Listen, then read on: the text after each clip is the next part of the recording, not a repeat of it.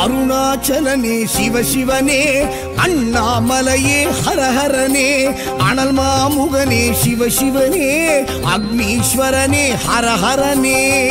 சிவனே ஹரஹரனே, ஹரஹர சிவ சிவ சங்கரனே, தென்னாடுடைய சிவ சிவனே, என் நாட்டவர்க்கும் இறையவனே.